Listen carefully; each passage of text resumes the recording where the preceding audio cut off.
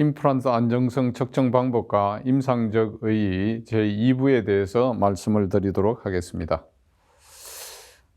임플란트 안정성 측정 방법에는 우리가 가역적 방법과 비가역적 방법이 있는데요. 그러니까 우리가 임상을 하기 위해서는 비가역적인 방법을 사용하기는 좀 어렵습니다. 그래서 가역적 임플란트 테스트 방법에는 타진 반응, 방사선 검사, 페리오 테스트, 공진 주파수 측정기 이와 같이 쭉 해서 한 8가지가 있는데요. 오늘은 제가 이 1번에서 4번까지, 그러니까 공진 주파수 측정기까지에 대해서 말씀을 드리도록 하겠고요. 특별히 그 중에서도 공진 주파수 측정기에서 좀 더 자세하게 말씀을 드리도록 하겠습니다. 자, 타진 반응 검사라고 하는 것은 상당히 주관적인 판단이 되겠는데요. 우리가 임플란트를 식립하고 초창기, 그러니까 90년도, 그다음에 2000년도까지죠. 그때까지는 임플란트를 식립하고, 그다음에 이 임플란트가 오시오 인테그린이 잘 됐냐 이런 것들을 알아보기 위해서는 힐링 어버트먼트 머리를, 그러니까 미라 뒷부분을 가지고 이렇게 때립니다. 이렇게 딱딱 이렇게 때려서 이게 팅팅 소리가 나냐 하면 땡땡 소리가 나냐, 안 그러면 두드렸을 때 촉감을 보고 그 다음에 이게 오시오 인테그레이션이 잘 됐구나, 보철을 해도 되겠구나, 이렇게 이제 판단을 했는데, 그것은 상당히 주관적이면서 오랜 경험이 이제 필요한 거죠. 그렇게 해왔습니다만은 요 사이에는 그러니까 객관적인 기구가 개발이 돼서 그러니까 훨씬 더 이제 저희들이 측정하기가 쉬워졌습니다. 자, 소리로 우리가 해보는 이제 검사를 이제 우리가 한번 생각을 해보면요. 우리가 예전에 이제 경부선이나 저 호남선을 타고 올 때 대전 정도에 오면, 대전에 잠깐 10분 정도 이렇게 이제 정차를 하는 경우가 많았습니다. 그러면 승객들은 빨리 달려가서 가락국수를 하나 먹고, 그 사이에 영무원이 이게 망치 같은 걸 하나 들고 와서 망치를 가지고 그러니까 열차 바퀴를 이렇게 띵띵 두드리고 갑니다. 그 소리를 듣고 그 사람은 바퀴에 크랙이 갔냐, 이상이 있냐, 이런 것들을 이제 판단을 하게 됐죠. 그리고 우리가 도자기 파는데 이렇게 하면 도자기 파는 사람이 이제 그 팔기 전에, 그러니까 뭐라고 그럽니까, 이 포장을 하기 전에 이게 맞을를 한번 이렇게 쓰다듬어 보고 가지고 땡땡 두드려 봅니다. 두드려 소리를 들어보고 이 도자기가 온전한가를 이제 판단을 했죠. 그리고 이제 여름에 우리가 이제 수박 장사가 이제 수박을 이제 팔면 나가서 수박 장수한테 그 아저씨 잘 익은 수박 하나 이렇게 주세요, 골라주세요. 그러면 수박 장수가 수박을 들고 이게 두드려 봅니다. 두드려서 소리를 듣고 이거 잘 익었다고 가져가시라고 그러면 우리가 잘 익은지 어떻게 하나요? 이렇게 하면 회칼 같은 걸 가지고 이렇게 삼각형으로 팍 찍어서 이렇게 탁 주면 거의 영락 없이 잘 익은 것을 볼 수 있습니다. 그분도 수박 장수도 소리를 통해서, 그 다음에 울려오는 진동을 통해서 수박이 잘 익었나 안 익었나를 이제 보는 것이, 아까 말씀드린 우리 임플란트를 식립하고 그게 오시오 인테그레이션이 잘 됐냐 안 됐냐를 이제 파악하는 그 같은 이제 주관적인 판단이 됐었습니다. 그리고 이제 우리가 방사선을 찍죠. 방사선을 찍어가지고 이제 우리가 상태를 이렇게 보는데 여기 보면 이제 라이닝이 쭉 돼 있죠. 라이닝이 돼 있는 이 상태를 보고 오시오 인테그레이션이 됐구나. 그 다음에 그러니까 레이디오 루선탄트 라인이 이렇게 나타나면 이것이 오시오 인테그레이션이 잘 안 됐네, 이렇게 이야기를 하게 됩니다만은 제 임상 경험을 통해서 보면 방사선 검사는 정확한 자료는 아니고 참고 수준 정도 되는 것이 아닌가 이렇게 생각을 해봅니다. 여기 제가 이 엑스레이를 내놓은 이 상태, 이것을 보면 이 둘 중에 앞에 게 실패한 겁니다. 그런데 엑스레이를 보면 앞이나 뒤나 똑같아 보이지 않습니까? 힐링 어버트먼트를 센 힘으로 이렇게 안 나와서 이렇게 돌리니까 임플란트 같이 돌아 나왔던 이런 케이스거든요. 그렇기 때문에 방사선 검사는 참고 수준이지 정확한 것을 그러니까 우리에게 제공하지는 않는다, 이렇게 생각할 수 있습니다. 그 다음에 이제 페리오 테스트가 되겠는데요. 이제 페리오 테스트는 이제 여기에 메탈 하우징이 있고 요 사이에 메탈 라드가 있습니다. 메탈 라드가 우리가 두드리면 16번 나와서 이렇게 16번을 두드리게 되는데요. 이걸 두드려서 그러니까 이것을 이렇게 딱딱딱 두드려서 굳건하게 박혀 있으면 이 두드리고 그 다음 두드릴 때 시간이 짧게 되겠죠. 이게 만약에 움직인다면 그 다음 시간이 더 길게 될 겁니다. 그것을 평균을 내서 우리가 페리오드 테스트 밸류라고 그러죠. PTV라고 그러는데 마이너스 8에서 플러스 50까지 수치를 가지고 우리가 그것을 이제 마이너스 8이 제일 좋은 거죠. 플러스 50이면 흔들흔들해서 그냥 빠지는 치아라고 이렇게 생각하시면 되겠습니다. 그것을 가지고 이제 우리가 판단을 이제 하게 됐습니다. 그래서 거기서 이제 회사에서 제가 추천하는 것은 우리가 임플란트를 식립하고 그런 대로 성공적인 임플란트가 생각하는 것은 상하에서는 평균적으로 0보다 이하, 하악에서는 마이너스 2 이하 이렇게 한데 이거보다 좀 더 보수적으로 생각해 주는 것이 더 좋을지도 모르겠습니다. 그 다음 페리오드 테스트 보면 옛날 지멘스에서 나온 건데요. 페리오드 테스트는 옛날 페리오드 테스트는 이렇게 생겼죠. 크고 그 다음에 줄도 달려 있고. 그렇지만 요 사이에는 페리오드 테스트 M이라고 해서 줄도 없어지면서 그 분석하는 장치 이런 것들이 자그마한 막대 속에 다 들어가 있어서 훨씬 쓰기가 편한 것을 볼 수 있습니다. 그 다음에 이제 공진 주파수 측정기라고 하는 것이 있는데 이것은 Resonance Frequency Analyzer라고 해서 그 다음에 영국 리드 대학의 닐 메르데스라는 사람입니다. 닐 메르데스 교수가 1987년부터 시작을 해서 97년도에 또 EU의 그 연구비를 받아가지고 예테부리 대학에 와서 그 다음에 연구를 완성한 이런 프로젝트가 되겠습니다. 여기 보시면 여기 있는 분이 닐 메르데스라는 분인데요. 제가 96년도, 97년도 스웨덴 가 있을 때 같이 이렇게 개발에 참여했던 역사가 과거에 그렇게 했던 역사가 있습니다. 그래서 옛날에 우리가 실험을 하러 다닐 때는 이게 프로토타입인데요. 이 프로토타입에 보시면 이 컴퓨터가 있고 이 분석기가 있는데 이 두 개를 무거운 것을 들고 그 다음에 이 예태부리 추운 겨울날 미생물학 교실로 실험하러 다녔던 기억이 나는데요. 그 뒤에 2000년도에 오스텔이 개발돼서 나온데 이와 같은 이 오스텔이 이렇게 개발돼서 나온 것을 볼 수 있습니다. 그래서 RFA라고 하는 것은 공진, 레조넌스 프리퀀시, 공진을 이용하는 건데요. 그러니까 이 공진이라고 하는 것은 진동계에서 진폭이 두드러지게 증가하는 현상을 이야기하는데요. 여기 보시면 옛날 그러니까 구형 RFA를 이렇게 보시면 임플란트가 뼈 속에 굳건히 박혀 있고 이걸 트랜스듀서라고 그럽니다. 트랜스듀서의 바깥판, 안판에 피조셀라믹 엘레멘트라고 하는 것이 이제 두 판이 이제 깔려 있는데 거기에 사인파를 보냅니다. 여기 사인파를 이렇게 쭉 이렇게 사인파를 보내면 여기 굳건하게 임플란트가 박혀 있는 이런 것들은 그러니까 사이클이 높은 데서 보통 이제 그러니까 5천에서 10,000 사이클을 사용하게 되는데요. 거기에서 오시오 인테그레이션이 잘 돼 있는 경우에는 예를 들면 8,000헤르츠라고 그러죠. 8,000헤르츠에서 이것이 그러니까 공진이 나타났다. 이렇게 한다면 요 옆에 있는 그림을 보시면 여기 임플란트 한 절반이 오시오 인테그레이션이 파괴되어 있는 것을 볼 수 있습니다. 파괴되어 있게 되면 이것은 사인파를 보내게 되면 한 5,000헤르츠에서 우리가 진폭이 나타나는 것을 볼 수 있습니다. 그래서 여기에서 이것을 빼고 나면 여기에 다른 부위는 다 0이 되겠죠. 0이 되지만 5,000헤르츠 부위에서 그러니까 공진이 나타났다. 여기서는 8,000헤르츠 있는 부위에서 공진이 나타났다는 것을 우리가 알 수 있게 되는 것이 되겠습니다. 그 원리가 그렇습니다.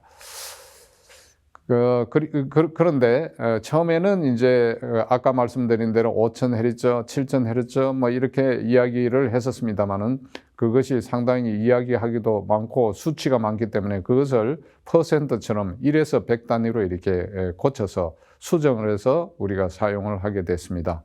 그래서 65 이상이 되게 되면 상당히 높은 프라이머리 스테빌리티를 이제 가지게 된다. 이렇게 이야기를 하게 되어 있고 50 이하는 스테빌리티가 낮아서 그다음에 임플란트 식립을 다시 해야 되든가 이런 것들을 우리가 생각해 볼 수 있게 됐죠. 그래서 성공적인 임플란트는 회사에서 이야기하기는 ISQ, 이것을 이제 ISQ라고 그러는데 임플란트 스테빌리티 쿼션트 1에서 100까지를요. 65에서 플러스 마이너스 5 이상이 되면 뭐 성공한 임플란트라고 이렇게 이야기하는데 근래에는 임플란트 표면 개선 등으로 개수가 70 이상 나타나야 이게 어느 정도 성공할 수 있는 임플란트겠다 이렇게 이야기하는 경우가 많습니다. 자, 여기서 보시다시피 이것은 초창기 오스텔을 가지고 그러니까 측정한 건데요. 74세 남성의 46번에서는 69가 나타났고 47에 78이 나타났는데 그러니까 2차 수술을 할 때 보면 46이 70, 그 다음에 47이 75로 나타나 있는 것을 볼 수 있습니다. 간혹 가다가 우리가 이게 1차 수술을 할 때 ISU가 너무 높게 나오는 경우에는 2차 수술 때 조금씩 낮아지는 본 리모델링 현상에 의해서 낮아지는 경우도 생각할 수 있습니다. 이 경우는 실패한 경우가 아니고요. 성공한 케이스가 되겠습니다. 그 뒤에 오스텔 멘토라고 하는 것이 이제 그러니까 개발이 됐는데 오스텔은 사인파를 가지고 이제 파장을 가지고 이제 했던 거죠. 헤르츠를 가지고 나타내는데 이것은 여기에 있는 스마트팩이라고 하는 게 있는데요. 여기 스마트팩에 보시면 요 끝에 요 부위에 자석이 들어가 있습니다. 자석 가루가 들어가 있는 거죠. 자석 가루가 들어 있어서 이것을 스마트팩을 이제 스마트팩을 장착하는 사이에 꼽고 여기에서 그러니까 마그네틱 프리퀀시를 이렇게 보냅니다. 마그네틱 프리퀀시를 보내면 아까와 마찬가지로 밑에 굳건히 잡혀 있을 때와 너선히 잡혀 있을 때 마그네틱 프리퀀시의 차이가 나타나는 거죠. 그래서 그것을 가지고 우리가 수치와 마찬가지로 ISQ입니다. 1에서 100까지의 그 ISQ를 측정해서 우리가 그 수치를 이용하게 되는 것이 되겠습니다. 이 원리를 다시 이제 여기 설명해 놓은 건데요. 그 다음에 ISQ, 오스텔멘토에서 ISQ가 높으려면 임플란트가 식립되어 있는 골격에서 그러니까 골질이 잘 형성이 돼서 스티프니스가 그러니까 좋게 되어 있고 위에 이 길이죠. 이 스마트팩의 길이가 길지 않을 때 우리가 ISQ 값이 이제 높게 나타나는 것을 볼 수 있습니다. 그래서 ISQ의 이렇게 발전을 보게 되면 옛날에 프로토타입의 ISQ가 이렇게 보이게 되겠죠. 이것은 2개 단위로 되어 있어 상당히 이제 무거웠고 그 뒤에 이제 2000년도에 개발된 오스텔이 되겠습니다. 오스텔이 이제 되겠고요. 요 형태도 그러니까 처음에 나왔다가 그 다음에 개선된 것도 나타나고 이렇게 했고 지금 보시면 그 다음에 이제 오스텔 멘토도 이런 형태로 나타났다가 그 다음에 이런 형태로 이렇게 바뀌어진 것을 볼 수 있습니다. 그 다음에 이 사이에는 오스텔 ISQ 비콘이라고 해서 아주 간단하죠. 간단한 형태로 이렇게 돼 있어가지고 여기에 있는 스마트팩을 이제 꼽는 것은 전에하고 동일합니다만은 이 본체는 아주 날렵하게 그 다음에 경량화가 되어 있는 것을 볼 수 있습니다. 자, 그러면 아까 말씀드린 대로 임플란트 안정성 검사는 이제 언제 하는가를 살펴보면 임플란트를 이제 식립하고 그러니까 초기 고정력을 알아보기 위해서 이렇게 하는 게 되겠죠. 여기 보시면 지금 이제 측정을 할 때 이거는 오스텔을 가지고 측정한 것이고 이것은 오스텔 멘토를 가지고 이렇게 측정한 것인데 같은 임플란트입니다. 임플란트를 측정했는데 오스텔을 가지고 측정했을 때는 74가 나왔는데 오스텔 멘토를 가지고 측정했을 때는 77이 나왔죠. 그래서 제가 생각하기에 그러니까 기전이 좀 틀리지 않습니까? 하나는 이제 사인파를 줘서 헤르츠를 측정하는 거고 이건 자장을 가지고 이제 측정하는데 자장을 가지고 측정하는 것이 좀 더 센시티브하지 않나 이렇게 생각을 해봅니다.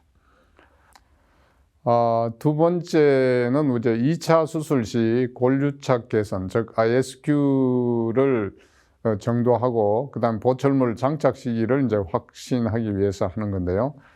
여기 보시면 1차 수술 때 75였는데 그 다음에 81로 이렇게 돼서 2차 수술 때 골유차 임플란트 안정성이 상당히 증가된 것을 볼 수 있습니다. 다 그렇게 많이 올라가는 것은 아니고요. 이 환자는 1차 수술 때 82지만 2차 수술 때 보면 83으로서 소폭 증가한 것을 볼 수 있습니다. 우리가 일반적으로 그러니까 1차 수술과 2차 수술 때 대부분의 경우 증가하는 경우가 대부분이지만 같은 수치를 나타내는 경우도 있고 간혹 가다가 슬라이트하게 약간 낮아지는 경우도 있습니다. 그러나 보통 70 이상에서 그런 현상이 나타난다고 생각하신다면 그것은 뭐 임플란트 실패하고 연관이 되는 것이 아니라 보통의 리모델링 과정에서 그렇게 일어나는 것이기 때문에 크게 걱정하지 않으셔도 될 거라고 생각합니다. 그래서 ISQ 회사에서 나온 ISQ 스케일이라는 것을 이제 그러니까 발표를 했는데요. 이 ISQ 스케일에 보면 우리가 65를 기준하는 경우가 많습니다. 65를 기준해서 65 이상이 되는 경우에는 얼리 로딩을 하는 것도 좋고, 그 다음에 70 이상이 되면 이 미드 로딩을 해도 좋다. 이렇게 이제 이야기를 하고 있는데, 이 사이에는 조금 그러니까 기구의 개발에 따라서 센시티브하게 더 변한 것도 있고 이렇기 때문에 여기서 한 5 정도 더 해주는 것이 좋지 않을까 이런 개인적인 생각입니다. 개인적으로 이제 생각을 해봅니다. 그 다음에 프로그레시브 로딩을 할 때, 그 다음에 이제 에일링 임플란트라고 하는 것은 완전히 실패하지는 않고 실패할 건지 아닌지 조금 이제 의심스러운 이런 임플란트가 되겠죠. 그래서 여기 보시면 이 환자는 옆에 있는 브릿지 때문에 그 골이 놓으면서 임플란트가 이제 타격을 받은 경우입니다. 여기 보시면 64인가요? 그러니까 이 61인가 64인데 그러니까 상당히 그러니까 ISQ가 낮아진 상태가 됐는데 치아를 발치하고 본 그래프트를 이제 하고 난 다음에 힐링이 되고 난 다음에 이제 측정을 하니까 72로 이렇게 올라가 있는 것을 볼 수 있습니다. 그 다음에 이제 기타, 우리가 이제 기초 임상 연구 등에 이용할 수가 있는데요. 자, 이 논문은 아까 말씀드린 그 닐 메레데스라는 사람하고 그 다음에 라스 세네비, 브루노 마크로니 라스 세네비하고 이 대학원생입니다. 라스 라스무손이라는 사람하고 제가 그러니까 방문 교수로 가 있는 동안에 이제 실험한 내용이 되겠습니다. 그 실험한 내용은 뭔가 하면 우리가 본그래프트를 하고 그 다음에 힐링이 다 된 다음에 임플란트를 식립했을 때 하고 본그래프트와 동시에 그 다음에 임플란트를 식립했을 때 어느 것이 더 좋을 것인가, 그것을 우리가 이제 실험한 내용이 되겠는데요. 여기 보시다시피 저 위에 노란 색깔이 본그래프트를 하고 힐링을 기다린 다음에 임플란트를 식립한 케이스고요. 아래가 본그래프트와 함께 그 다음에 동시에 그 다음에 임플란트를 식립한 케이스가 되겠는데, 통계학적으로 아주 유의하게 본그래프트를 하고 기다렸다가 우리가 임플란트를 식립하는 것이 훨씬 유익하다는 이런 결론이 나왔습니다. 그래서 우리가 아까 말씀드린 대로 이 오스텔멘토나 그 다음에 ISQ를 측정하는 이런 것들이 우리 임상에서도 유용하지만 그 다음에 우리가 기초 연구 내지는 전임상 연구 이런 것들을 할 때도 상당히 유용하게 이렇게 이용되는 것을 볼 수 있습니다. 그리고 각 기구를 서로 비교해서 상관관계가 있나를 해보는 이런 실험들도 많이 하고 있죠. 그래서 우리 이 임플란트 안정성 검사에 사용되는 우리가 오스텔멘토라든가 그 다음에 페리오 테스트 이런 것들을 가지고 여러 원장님들께서 임상에도 많이 활용하시고 임플란트를 식립하고 그 다음에 여러 가지 성공 실패를 가늠하는 이런 것들도 많이 이용하시고 그 다음에 임상 논문 혹은 전임상 논문 이런 것들을 하실 때도 많이 이용하시면 유용한 결과를 그러니까 얻으실 수 있지 않을까 이렇게 생각을 해봅니다. 짧지만 제2부 파트 2도 이것으로 가늠하겠습니다. 끝까지 경청해 주셔서 대단히 감사드리며 앞으로도 여러분들의 임플란트 임상에 많은 발전을 가져오시기를 기원하면서 이것으로 강의를 끝내도록 하겠습니다. 감사합니다.